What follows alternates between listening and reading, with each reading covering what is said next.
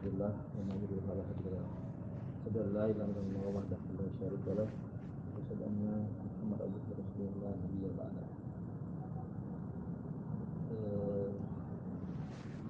Kita bersyukur kepada Allah Subhanahu wa taala bahwa sampai dengan hari ini atau malam hari ini kita masih diberikan kesehatan, kita dapat berkumpul bersama-sama dalam rangka mengikuti pengajian rutin pimpinan ranting Pemuda Muhammadiyah PJID. Salawat serta salam semoga senantiasa tercurah pada saudara kita Nabi Muhammad SAW setiap keadaannya kepada kita semua. Anak-anakku, saya bilang anak-anakku karena semuanya seumur dengan anak saya, bahkan lebih tua anak saya ya, yang saya cintai ya. Malam ini saya di kebagian untuk mengisi materi ya. Saya isi di sini mengenai kepemimpinan dalam organisasi. Kenapa saya ambil topik ini? Karena saya ingin membekali semuanya yang ada di sini, khususnya bagaimana memimpin satu organisasi, atau apa sih yang namanya pemimpin atau kepemimpinan. Karena dua kalimat ini mempunyai pengertian yang berbeda. Kepemimpinan dengan pemimpin itu tidak sama ya. Kemudian bahwa di dalam atau kepemimpinan di dalam suatu organisasi itu merupakan satu proses yang panjang di mana seseorang berusaha mempengaruhi dan memberikan contoh-contoh kepada para pengikutnya di dalam rangka untuk mencapai satu tujuan. Gitu ya. Nah, kita bicara mengenai organisasi, gitu ya. Perbedaan antara organisasi dengan kelompok pasti semua sudah tahu, karena belum tentu ya orang berkelompok itu dia berorganisasi, dan sebaliknya ya, seperti itu. Kenapa? Karena di dalam organisasi ya kelompok juga punya tujuan ya, demo kelompok punya tujuan ya, ada pemimpinnya juga, tukang obat berkerumun juga punya tujuan. Tapi organisasi ya itu di samping punya tujuan juga memiliki struktur kepemimpinan. Ada struktur di sana. Ada ketua, ada sekretaris, ada bendahara, ada anggota. Nah, kalau kelompok kan tidak ada. Tidak ada ketua yang secara formal diangkat, kemudian tidak ada bendahara dan tidak ada sekretaris. Nah, kemudian kepemimpinan dia berusaha untuk memberikan pengaruh untuk mencapai satu tujuan. Organisasi kan punya tujuan. Seperti sekarang ini kita lihat ya, ketua membuat program, punya tujuan jelas yang ingin dicapai adalah ini. Ya, nah itu harus dicapai.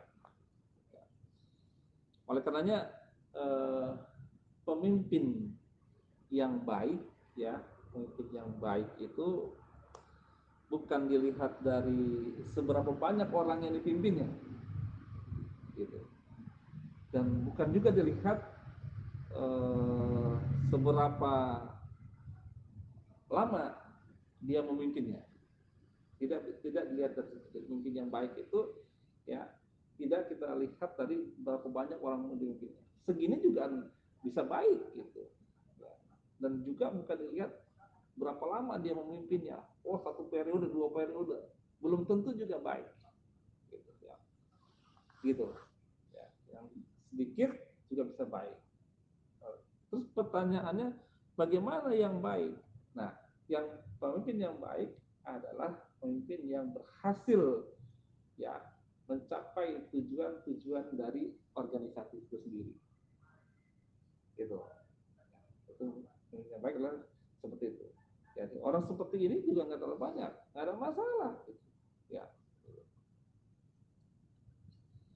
Nah, kemudian kepemimpinan di dalam satu organisasi itu tidak bisa dilepaskan atau tidak bisa dipisahkan dari ilmu manajemen.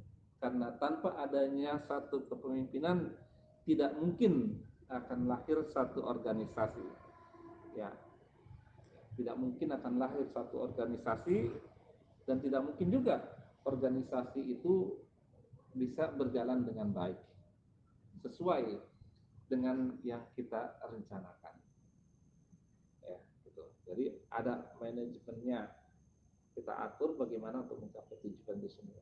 Ya, dari yang program kita dibuat kemarin itu poker namanya ya, poker program kerja kan, itu sekarang sudah bagus. Nah, coba nanti item demi item itu kita jabarkan, kita program itu semua. Di mana nih kita mau masuknya gitu ya. Tidak perlu bersamaan sekaligus, nanti akan ada satu skala prioritas yang kita mau capai dulu gitu.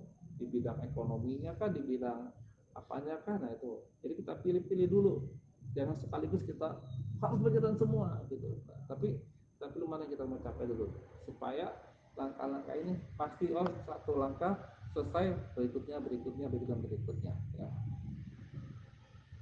Nah baru nah di dalam perencanaan itu kan sudah jelas, dalam organisasi itu kan mungkin Kang Lukman ini sudah hafal dengan yang namanya POAC ya, planning, organizing dan lain sebagainya, controlling. Nah seperti itu kan, ada satu perencanaan, ada yang kontrol ya, kemudian ada evaluasinya bagaimana program itu bisa berjalan ya. Nah ini namanya kepemimpinan kan, semua ini kan nanti akan jadi pemimpin nih gitu kan, makanya saja saya sampaikan ini semua karena ini semua akan jadi pemimpin, minimal pemimpin dari istri dan anak-anaknya gitu, minimal itu. Nah, sama pemimpin keluarga juga sama seperti itu juga, bagaimana kita mencernakan anak kita menjadi seperti ini dan lain sebagainya gitu. Ada program-program anak untuk anak dari mulai dia masuk PK, kemudian dia SD, SMP. Nah ini kan perencanaan yang harus kita buat. Nah ketika program itu tidak berjalan, ada satu masalah mungkin di situ yang perlu kita evaluasi. Kenapa anak saya dari kita rencanakan masuk ke SMP ini kok gagal? Nah di situ kita evaluasi nanti. Ini saya sampaikan karena ini calon-calon bapak-bapak semua di sini kan itu, dan tanggung jawabnya besar, tanggung jawab besar karena nanti akan diminta pertanggungjawaban dengannya. Minimal kita harus jadi pemimpin dari istri-istri kita dan anak-anak kita, itu minimal sekali ya, itu minimal sekali ya.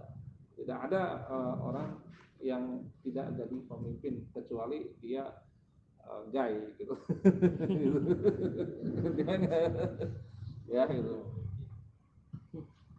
Nah, mengenai materi kepemimpinan di dalam satu organisasi itu banyak referensi-referensi yang bisa kita dapatkan. Silakan saja buku-buku mengenai referensi mengenai organisasi, baik itu dari referensi dari buku-buku dan lain sebagainya, dari jurnal-jurnal mengenai fungsi-fungsi dari pada organisasi itu sendiri.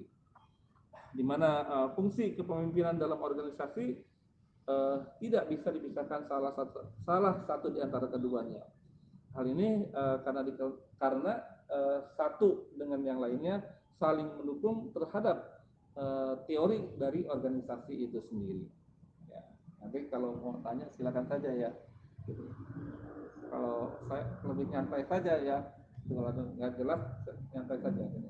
Karena sebenarnya materi ini kalau di kuliah udah masuk dalam saya persingkat aja sedikit-sedikit ini. Karena saya bawa ini karena tadi itu saya pikir sudah bisa lah gitu ya untuk mencernanya. Ya, ada beberapa dasar mengenai kepemimpinan, atau nanti kita juga bicara kalau pertemuan berikutnya nanti kita bicara lagi mengenai gaya-gaya dalam pemimpin organisasi. Ada 10 gaya dalam memimpin. Gitu, ya. Nanti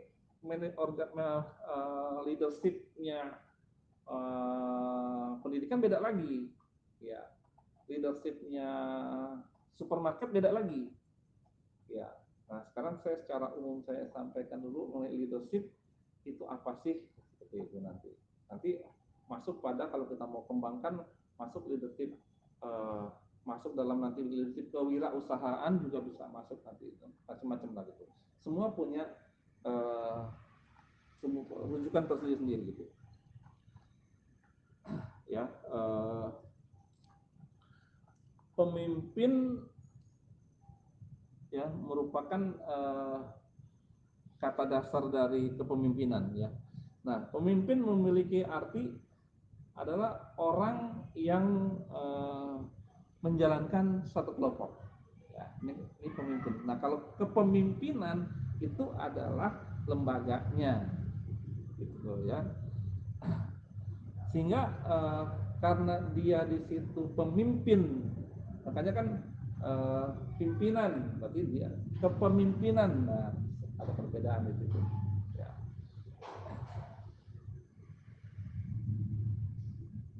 Ya, karena dia itu menjalankan satu organisasi, pemimpin ya. Jadi dia skopnya pada individu untuk menggerakkan satu organisasi agar organisasi ini bisa tercapai dari apa yang telah kita tentukan. Ya. Sebagai salah satu contoh dari kepemimpinan dalam satu organisasi, ya misalnya gini, ya. Yang pertama, kepemimpinan itu merupakan sikap yang dimiliki oleh seorang pemimpin yang digunakan untuk mempengaruhi orang lain di dalam rangka untuk mencapai satu tujuan dalam kelompok yang telah disepakati tersebut. Gitu. Ya. Jadi memang harus cepat kita mempengaruhinya. Gitu. Namanya juga di situ leadership, leader yang kemampuan mempengaruhi, ya, sehingga dia harus memberikan contoh-contoh ya kepada rekan-rekannya. Nanti kita bicara lagi mengenai fungsi daripada pemimpin, karena macam-macam ya fungsi pemimpin itu. Nanti ada yang dia salah satunya fungsi motivasi, kemudian dia ada fungsi delegasi dan lain sebagainya. Nah, berdasarkan dari kedua arti pemimpin dalam organisasi yang didefinisikan dalam satu pimpinan, maka pemimpin lebih merujuk pada satu orang atau person sebagai pelaku dari kepemimpinan. Sedangkan kepemimpinan merupakan sifat daripada individu itu sendiri yang mempengaruhi orang lain untuk mencapai satu tujuan. Gitu. Jelas ya, jadi ya. Ini antara pemimpin dengan kepemimpinan, antara organisasi dengan kelompok. Gitu. Organisasi dan kelompok, antara pemimpin dengan pemimpinan. Tidak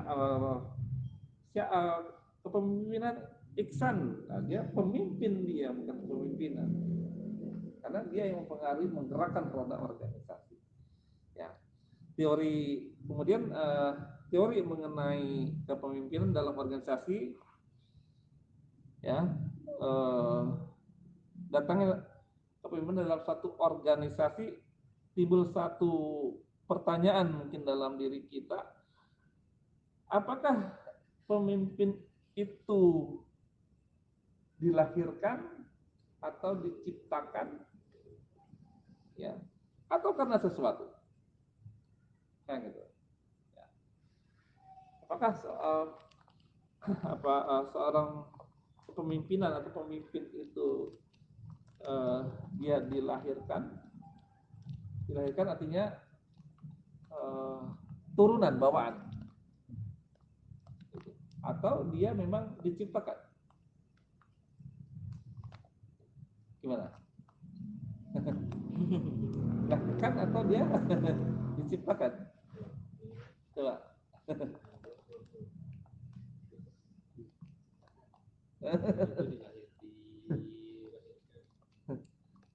Oh, dia dilahirkan, udah dari lahir dia udah ada. Ya, jadi dua-duanya bisa masuk saja ya. Misalnya kalau dia dilahirkan uh, kerajaan, dia dilahirkan karena begitu dia lahir, kemudian dia akan dinobatkan sebagai putra mahkota tadi gitu kan. Tetapi secara umum ya pemimpin itu diciptakan secara umum. Jadi banyak secara umum diciptakan. Ya nggak? Kan ada yang dipilih karena kemampuannya, karena leadershipnya dan lain sebagainya, maka dia dipilih. Nah, kalau secara uh, melihat bakat seseorang itu, apakah dia uh, bakal lahir sebagai seorang pemimpin atau dia tidak, itu sebenarnya sangat mudah gitu. Nah, kebanyakan memang materi leadership ini itu sambil teori ini sambil praktek kebanyakan gitu. Karena dengan praktek itu nanti akan kelihatan oh orang ini sebetulnya bisa untuk jadi pemimpin. Ya. Beberapa kalau saya lupa berapa bulan atau tahun yang lalu gitu ya, saya guru-guru dari SMP dan MIM itu waktu saya adakan satu apa namanya itu ya family lah gitu, kumpul-kumpul ya, kemudian di sana ada games-game, saya minta pada anak-anak saya untuk dipimpin ya 5 permainan itu ya, saya hanya ingin lihat teman-teman guru-guru ini siapa sih sebetulnya yang punya bakat untuk memimpin gitu ya, karena dalam permainan itu nanti akan lahir secara spontanitas ide-ide yang ada di diri orang itu secara spontanitas yang dia tidak sadari sebetulnya dia melakukan itu, dia tidak sadari, tetapi itu naluri dia melakukan itu. Nah, itu dia kelihatan. Ada yang hanya sudah teriak doang juga ada.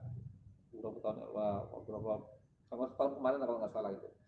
Tahun kemarin saya kita gabungkan itu laki perempuan sama semua. Itu. Ya. Nanti juga kita juga boleh kalau banyak orangnya maka kita gabung juga imannya gitu. Nanti akan kelihatan gitu ya. Ya, jadi mengenai pemimpin tadi ya, dia dilahirkan, dia lahir atau dia diciptakan ya, ya sebagai contoh misalnya pemimpin lahir yang dari uh, diciptakan, jawabannya sangat simpel atau secara eksplisit bisa kita lihat sendiri di sana ya. Misalnya di dalam negara kita misalnya ada partai, kemudian ada asosiasi atau perserikatan dan lain-lain sebagainya. Itu mereka lahir dari diciptakan. Ya. Diciptakan, oh kamu jadi ketua pilih menang gitu kan. Tapi secara lahiriah kerajaan misalnya kamu Kubuwono dan lain-lain sebagainya. Itu ya. Jam berapa sekarang? 23.7. 23.7. Saya sampai jam berapa biasanya? 9 ya? Kita sampai 9, Pak. 9 ya? Oke. Tanya-tanya aja ya gitu. Kalau misalnya dia Pak saya ini kurang jelas apa maksudnya, nanti bisa kita jelaskan gitu ya. Oke, baik. Setelah kita bicara mengenai pengertian pemimpin atau organisasi dan sebagainya tadi, kita masuk pada sifat-sifat daripada pemimpin. ya ada banyak macam sifat-sifat daripada pemimpin, namun saya coba untuk uh, mengerucutkan saja sedikit ya sifat pemimpin dalam organisasi yang dimiliki oleh pemimpin. Misalnya yang pertama, sifat dari pemimpin itu dia uh, sebagai motivator gitu. Ya, dia di dalam jiwanya punya sifat motivator gitu. Ya, fungsi dalam organisasi dia harus memberikan pengarahan kepada teman-temannya yang ada di bawah, ya, dan dia harus untuk mencapai tujuan itu dan mampu memberikan motivasi kepada teman-temannya, ya. Nah, contohnya gini, ya, ya, ini seberapa hebat uh, seorang pemimpin bisa memberikan motivasi kepada teman-temannya dalam atau untuk mencapai satu tujuan, ya, satu tujuan. Apa misalnya? Apa misalnya? Motivasi apa yang bisa kita berikan untuk mencapai satu tujuan? Kan kalau kita nggak pernah kasih atau motivasi cuma ayo dong, nah nanti dia bersedih ayo dong gitu. Apa misalnya? Kalau dalam ini apa misalnya? Untuk mencapai apa yang bisa kita berikan untuk memberikan motivasi kepada teman-teman kita untuk bisa bersaing kepada kelompok lain ini supaya kita bisa juara. Kan intinya kan jadi juara kita, pemenang, gitu kan? Apa misalnya contohnya? Nah, ini pasti tahu sebenarnya, cuma belum kebayang aja. Misalnya gini, ya, kalau kita nonton dayung, dayung, tahu? Dayung, lomba dayung. Nah, di situ ada seorang pemimpin yang bisa memberikan motivasi kepada teman-temannya. Ada yang pakai gendang, ya, pernah nonton kan? Bagaimana mengejar supaya ini gerak semangat mengejar teman-teman. Ada yang bernyanyi, memukul gendang dan lain sebagainya. Itu motivasi. Supaya apa? Supaya temannya dari yang loyo itu dia bisa semangat lagi. Bayangin, tenaganya dia keluar besar sekali. Terus apa? Yang depan dia harus fokus untuk jangan miring. Karena keseimbangan ini perlu kan. Kalau dia nggak seimbang, sini terlalu banyak maka perahu akan belok ke sini. Dia akan berbenturan dengan temannya. Nah, dia akan pasti akan diskualifikasi. Jadi curang, kan gitu kan itu. Itu dayung, dayung. Itu contoh konkret dalam organisasi mungkin dayung seperti itu. Nah, saya ambil contoh lagi misalnya, ya, sering, ya, kalau di dalam pertandingan voli, sering tim kapten, ya, bola juga sama, ya, kaptennya selalu memberikan motivasi, ya, ayo, semangat dan sebagainya. Nah, pemimpin pemimpin itu kan tidak harus cerdas,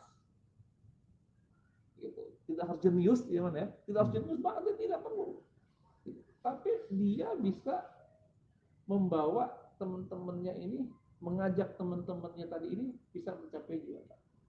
Gitu. Makanya dalam sepak bola banyak yang hebat, tapi dia tidak jadi kapten.